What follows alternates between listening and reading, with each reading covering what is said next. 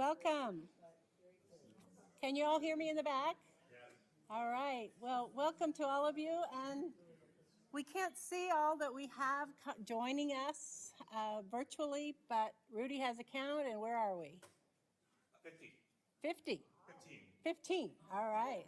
So, yeah, yes. I appreciate you coming today. I wanted to just explain a little bit about our process today. We're going to move from person to person that's going to speak, and they will introduce themselves. But I have asked people that have celebrated some special occasions at Wayfarers Chapel to speak. So Amy will be speaking about her daughter's baptism. Karen will be speaking about her confirmation, and Jim happened to be married at Wayfarers, so he will be speaking.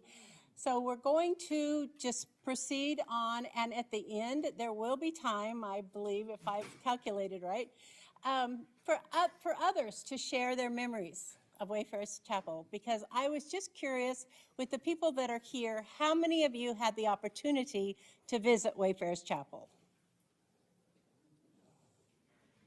Wonderful. So for the rest of you, we will be sharing this chapel that is dear to our heart and that we are brokenhearted about it sliding into the ocean. But we are optimistic about the future also. And so Peter is from the board, and he will be with us telling us a little bit about what they have planned. So let us begin. I want to start with this poem that many of you are familiar with. I am using the book that was written by Ernie Martin, The Beauty of Holiness, that I understand is no longer available, just a few copies, but we're talking about reprinting it because it does hold this beautiful history with beautiful pictures. So this poem has been a part of Wayfarers Chapel when people come. Pause for a moment, Wayfarer, on life's journey. Let the beauty of holiness restore your soul.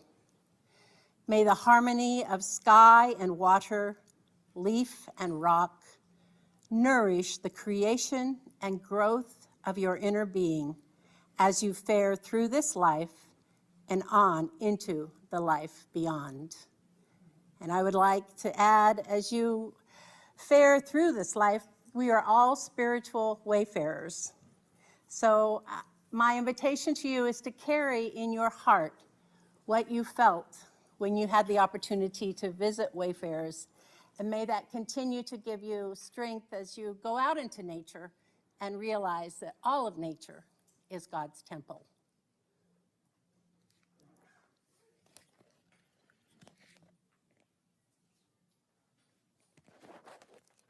Just kind of hold it like that. Okay. Everybody, we will have a little prayer here. And what I chose as a prayer are not my words, but words from Anais Nin, who was a very well-known writer, a diarist, who was asked to come to Wayfarers Chapel. She loved Wayfarers Chapel at the 25th anniversary celebration of the chapel. And it's become something that has been published many times over, and it feels like not only capturing my sense of what being at Wayfarers has been like, but a wonderful prayer for it. So here is Anais Nin. The sun was pouring into it like a million saints' halos. The sea was glittering beyond the glass.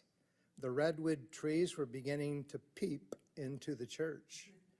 The beauty of glass expanded the spirit, let it loose among the clouds and in nature. What a poetic concept of a church, not to enclose in dimness and stone, in tombs with votive candles burning, but to free the spirit, to follow the clouds, to glitter with the sea, to grow from the earth richly scented with flowers and leaves.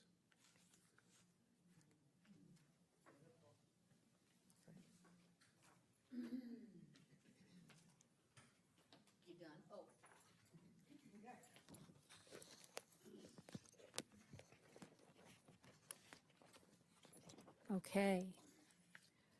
My Life Flows On, an Endless Song is a 19th century American folk song that originated in a Christian hymn.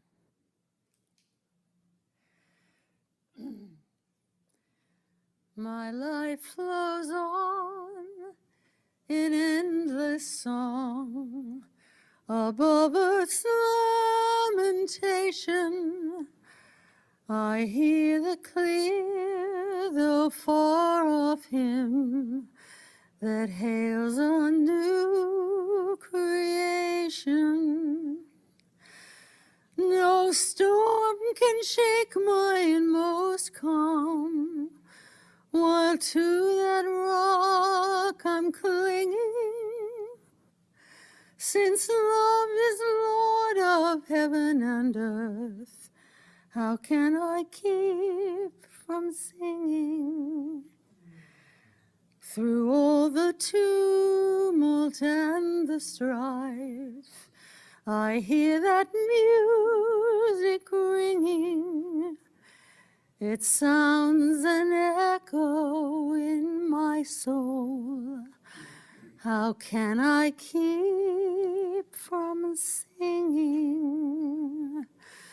No storm can shake my inmost calm, while to that rock I'm clinging.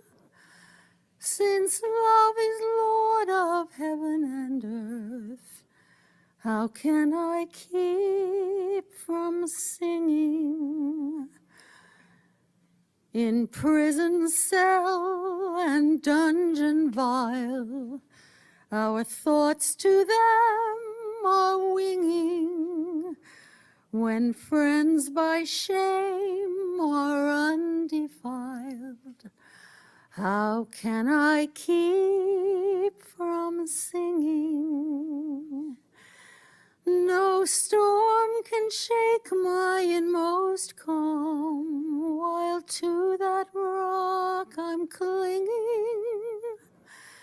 Since love is Lord of heaven and earth, how can I keep from singing? What though my joys and comforts die? I know my Savior liveth. What though the darkness gather round? Songs in the night he giveth. No storm can shake my inmost calm, while to that rock I'm clinging. Since love is Lord of heaven and earth, how can I keep from singing?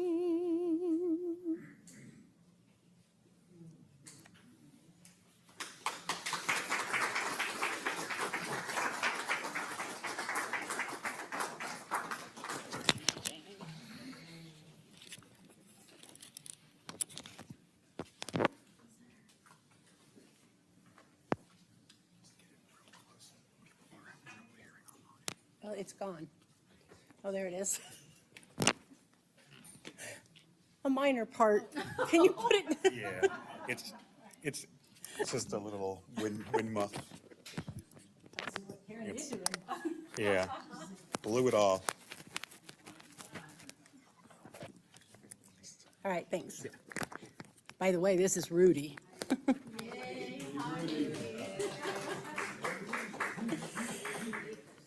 So, as you are all sitting there, I want to share, it's actually a letter that is in the book that was written by Jonathan Mitchell, Reverend Dr. Jonathan Mitchell, who was a chaplain minister for many, many years and continued to serve after his retirement to do weddings. And so I want you to just, those of you that have been able to go to the chapel, imagine that you're there as he speaks to you. As you sit in this chapel of glass, you are surrounded by the beauty and wonder of God's creation. The sea, the sky, the hills, the trees, the trickling of the water in the stone baptismal font. all suggest that nature itself is God's true home and temple. This chapel honors God, but not with what humanity has built, but with what God has created. You have come here today as a wayfarer, an ancient word evoking the age-old experience of life as a journey, as someone who travels. Spiritually, you are a wayfarer, and within the journey of your own unique and ongoing life, you have come here to experience beauty and peace, rest and restoration. You have come here to pause. Everyone who visits here remarks on the natural beauty of the setting. Just as real, though harder to articulate, is its aura of holiness. Beauty is itself a form of holiness, for beauty is found at once without and within. The people, the objects, the knowledge, the crafts, the places we love become the more beautiful the more intimately we come to know and love them. Our own spiritual beauty and our ability to perceive the beauty around us grow as we grow with our experience, our ability to love. The natural beauty that surrounds you here and your instinctive response to that beauty express the Creator's love for you and your love of the Creator. Beauty itself invites us to pause, to savor a quiet moment. In the presence of beauty, we find balance and harmony, grounding, and inner strength. Before you continue on your way, consider that pausing bears its fruit when we re-engage the activities of our lives, renewed and refreshed. Soon your visit will end and you will continue on your way. We pray that in your time here you will be touched by the Spirit and that you depart grounded and at peace. May the peace and beauty of Wayfarers Chapel merge into your soul and walk with you wherever your journeys lead.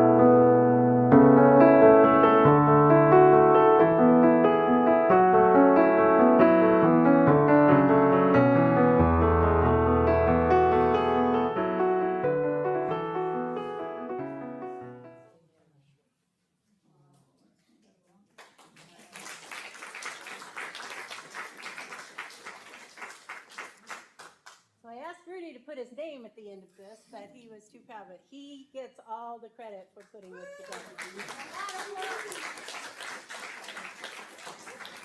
Oh, the mic. I pulled it apart again. I need to tell our friends that have joined us that Rudy gets credit for the putting all those pictures together as we gathered them. Next we have a poem, and those of you that got a card, the poem is written by Jenny Kaufman. This is Ernie Martin's daughter. And interesting, as I was reading through the book, the first poem that I read to you, Pa's Wayfarer, was written by her mother, Perry Martin, when she was the counselor at the chapel. So we have Jenny's voice reading the poem for us.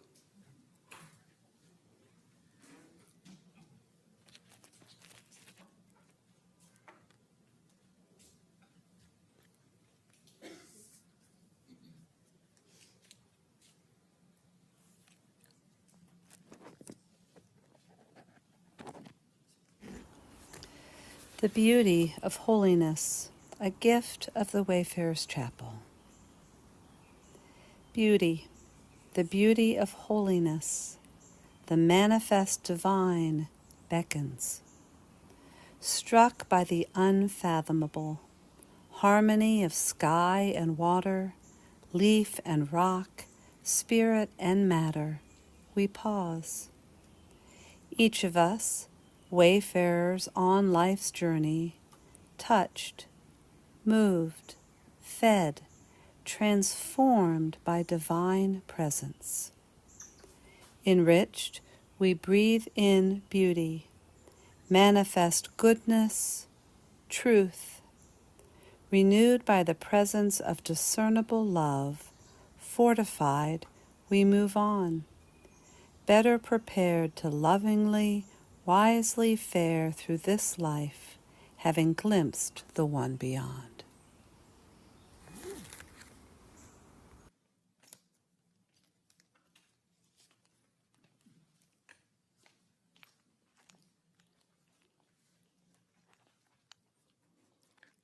Hello. I don't know. Do I do something with that? Okay. Speak into it? Okay. My name's Amy, and I was asked to just speak for a couple moments about the baptism of my daughter, which I knew I might feel a little emotional when I talked about this. And the thing about divine providence that I'm understanding is that you don't understand the meaning of things sometimes until you look back. As a baby, we introduced my daughter to the elements through a blessing way at our beautiful chapel in Elmont. But as she got older, I started to realize that maybe she wanted to have a choice in a baptism in a more traditional way. And I was on the board of directors for the Wayfarers Chapel for a few years, and we took a giant family adventure to convention when it was in San Jose, and then we asked Jane if she would accompany us in a 15-passenger van down the coast all the way to the Wayfarers Chapel. And I got a vision for a ceremony as I was attending a chapel service one morning in Wayfarers, and the musicians, if you ever got a chance to immerse yourself in the music of the Wayfarers musicians, they played the song Yellow by Coldplay, which I won't sing for you, but it was so moving to me that I actually let that song carry the inspiration and ask them if they would perform that song for Ivy's baptism. And during the song, I almost had an out-of-body experience with the feeling in the church, the safety that I felt with the family in there, and the Italian stone pines and the red the redwoods and the baptismal font and the orchids and the ferns, and I had to bring my feet back to reality and to make sure that I was really present. Now I understand why we did that, and I feel so grateful that my whole family and my daughter had that experience to carry as inspiration and a special memory for our entire lives. And I feel grateful to have been given the opportunity to share that today. And there's some pictures behind that help us remember what a beautiful moment that was. So, so grateful for that opportunity. And anytime I need some peace, I can close my eyes and I can just feel and remember that moment. So thank you.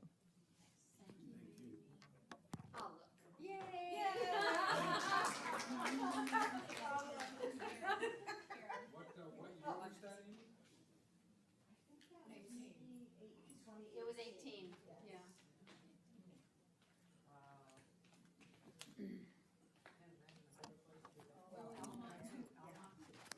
Both. I'm Karen Nielsen Conger, and I was confirmed at the Wayfarers Chapel in 1968. I was 16 years old. It was Robert Loring Young who was the pastor. He was a very sweet, kind man. My father was on staff as the public relations guy, and Mother and I were in the choir. And Stan and I, oh, look.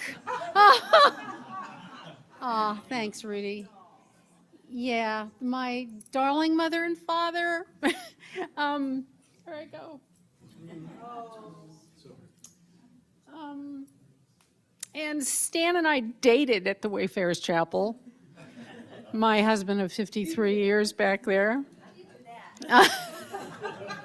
You just go to church together.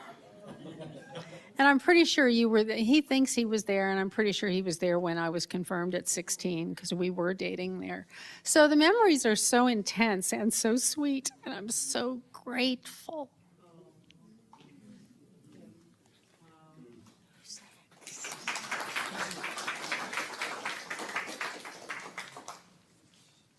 Thank you. Here, got it.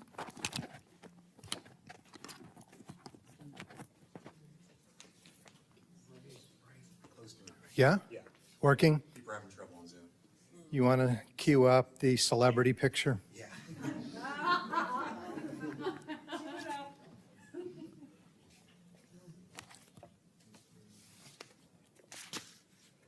So I got married in the chapel in 1999. And, you know, it was 25 years ago, and I haven't aged a day. So there's something special about the grace that is imparted. You know, two things I want to say that will segue into the next part of this lovely occasion that Jane has pulled together is in seminary. Frankly, I don't think any of us really respected the wedding ministries. None of us were there to do that kind of stuff. We had kind of I would say, a very superficial understanding of what went on in those kinds of ministries. But as fate would have it, my first church was St. Louis, which is one of the 1950s Wayfarers knockoffs, which is a glass church, and had a wedding program going. And within 1 week, I realized how powerful of a ministry it can be to connect with people in these important moments, and often times with families gathering and the dynamics involved. And I sort of respected greatly the potentiality, and I ended up having a long ministry in another wedding church, and I'm sure I did somewhere around 1,000 weddings. And I found it a really powerful part of my career. And here, I had my choice. We had our choice of ministers, and I asked for the big guy. And it was a wonderful occasion. Harvey was a very good mentor around doing this kind of ministry. And we were looking in the Guinness Book of World Records, they actually have an entry for a minister officiating the most weddings. And I was saying, Harvey, you got to beat this. He goes, I've beaten that number by a mile. But we're not going to let Guinness know that. I'm not going to put that in there. But the segue to the next section that I want to just feature about being in the nighttime weddings are wonderful in the chapel. It's this famous daytime kind of chapel where you look outside and so forth, but the reflections of the lights, the candles, and the outside light coming in. This is a very special setting as well. But the big thing I want to note is that both of us are Texans. It's my wife, Joanne.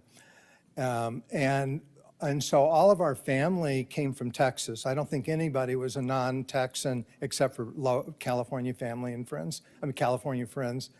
And that's exactly what happens all the time at Wayfarers Chapel. People come for these occasions from all over and are blown away.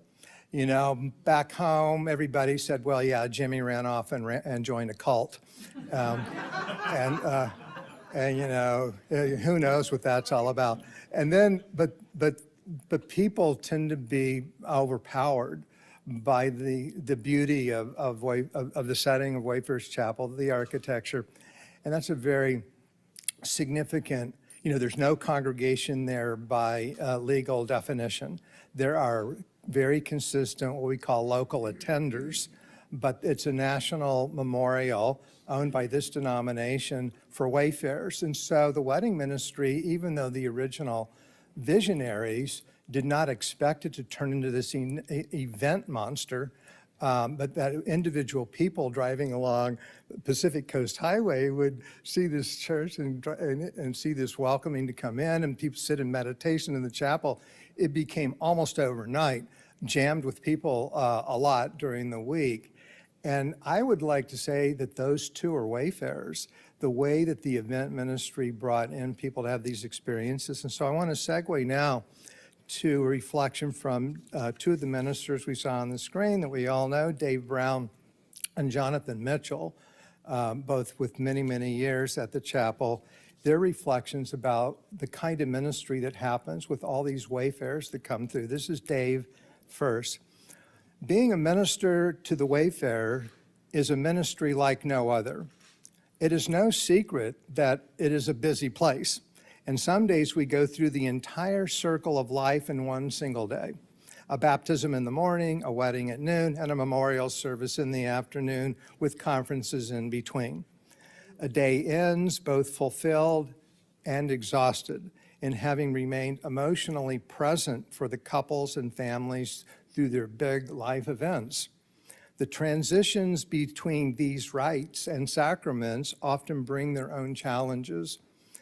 With LAX Airport about 45 minutes away, people from all over the world with different languages and cultures make their way to Wayfarers Chapel to take in the grounds and the architecture. Some have compared the ministry here to being a chaplain or being in a hospital ministry. For 73 years, Wayfarers Chapel has lived out one of the highest spiritual ideals as an ecumenical ministry of the Swedenborgian Church, as a beacon of hope to generations. Since August of 2006, I have ministered to the Wayfarer, and it has been quite the journey along the way. You get to know how to do wedding ceremonies very well, and that is only part of the story. With so many people coming through over the years, the lives and stories are often overwhelming, as it is a verse-intense ministry. I will highlight just a few as they stand out presently as we face the loss of our beloved Wayfarers Chapel in her storied life and legacy. Reverend Dr. Jonathan Mitchell helped me in the early years to say congratulations in various languages, such as Japanese, as a way to help a wedding couple celebrate their big day. One of the things we collaborated on in our, by the way, Jonathan has a PhD in linguistics. I just have to throw that in. One of the things we collaborated on in our ministry team was to initiate the Wednesday noon prayer service where the names of all wedding couples, baptisms, and memorials are lifted up in prayer. This prayer service started and kept going through the many years and also made a huge impact in many lives who would show up and pray together. One story I recall was shortly after the formal conclusion to our regular Wednesday prayer service, where a young woman entered into the chapel and sat in the closest pew to the altar and was sobbing loudly in tears for several minutes. The sobbing and tears continued and continued, and she was heaving. It became very clear this was not just an ordinary cry, but someone in distress that seemed critical. I went back inside the chapel and sat in the pew behind her and introduced myself as the minister there. She confided in me that she was there to say her final things to God before planning to take her own life. I spent a couple of hours of very intense personal counseling with her and came to find out that she had just broken up with her boyfriend, and this was devastating to her. Near the end of our conversation, her demeanor was much more positive, and she was even laughing in between the tears as she came to realize this situation was not worth dying over. She gave assurances that she would be contacting other friends and getting some other social supports in place. And I also made sure that we would have a pastoral check-in a week later by phone. It was rewarding to hear that her life had improved and she was in a much more positive frame of mind.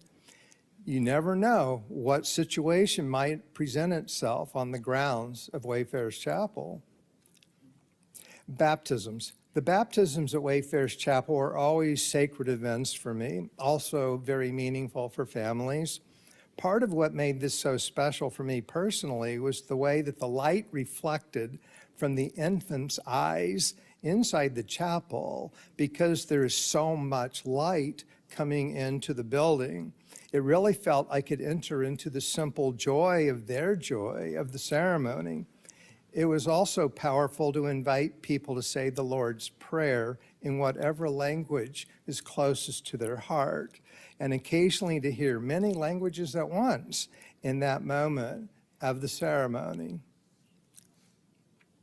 And lastly, for Dave, Uncle Jake.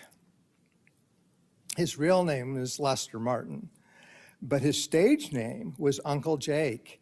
And he went around to schools reading his poetry and encouraging children to pursue their dreams. An older African-American man who also played the role of Jesus at our Palm Sunday pageant held outdoors in the past was Uncle Jake. Not only did Uncle Jake take the role of Jesus to a new level that year, he became part of the community and delivered a sermon for a special service for Reverend Dr. Martin Luther King Jr. It turned out that Uncle Jake marched alongside with MLK, and that experience was integral to who he became as an adult. Uncle Jake did such a fantastic job that Sunday that my colleague, Reverend Dr. Jonathan Mitchell, commented to me that it felt like he had been channeling MLK from the heavens. Uncle Jake was larger than life, and he brought a smile to everyone he met right up until his passing in 2013 of pancreatic cancer. And lastly, for this reflection of the Wayfarers that come to the chapel, Jonathan Mitchell has some comments offered for this service. This is from a sermon that he gave recently. There's an old joke. If you want to hear God laugh, tell him your plans. For a good 20 years, I took it for granted that if I ever needed income in retirement, I could always do weddings at Wayfarers Chapel. Well, maybe not. I am on a journey of absorbing the closing of the chapel, and I know I'm not alone.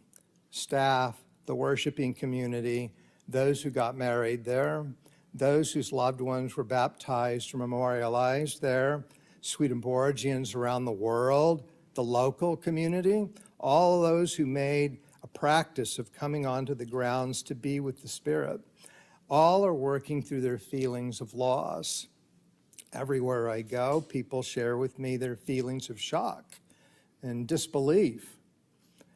When I first arrived at the Wayfarers Chapel in 2003, I considered myself to be one in a long line of Americans who pulled up stakes on the East Coast to make a new start in California. When I was opening the Bible for my first wedding ceremony at the chapel without any premeditation, I was moved to lay my hands on the Bible, look up through the round window, and whisper, "Thank you."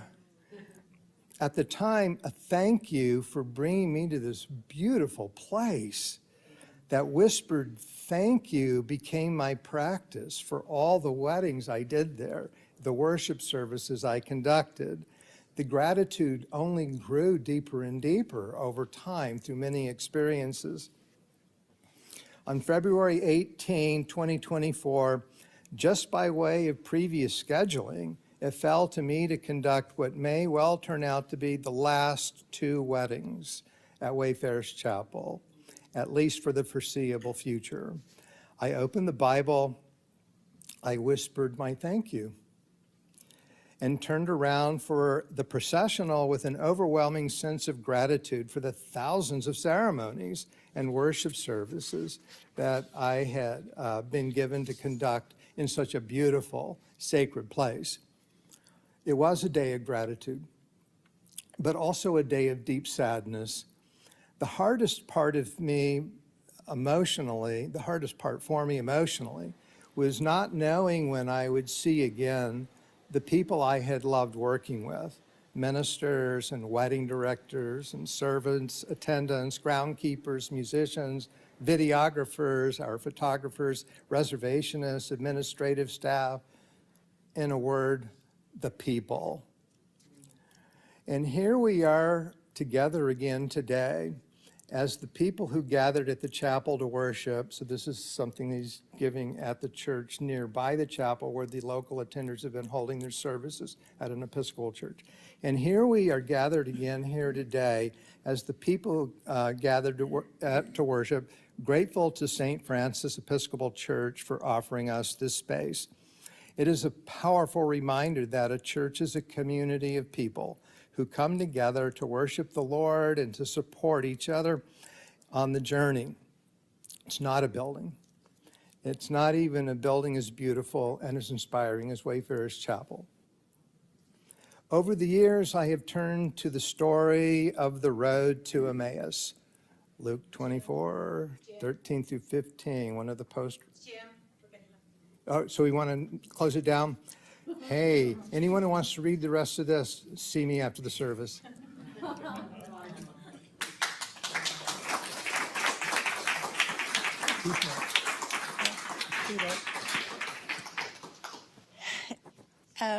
Peter, do you have just a few words to tell us really quickly what, or can people read about it? Is that? Yes, yeah. Okay, people can. Anytime during this. People can talk to Peter at any time. He is chair of the board. We have to get ready for the next mini course that is in here. But can we show the one video really quick, the 3-minute? Daryl's. This was made by one of the congregants to say goodbye to Wayfarers, and I promised that we would watch it. Good.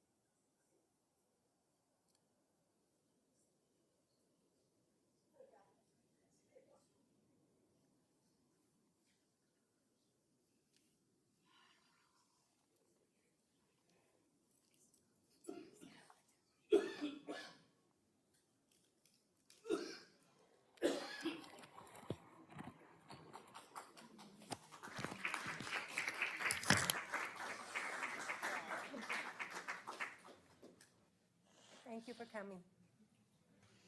Carry the Wayfarer in your heart.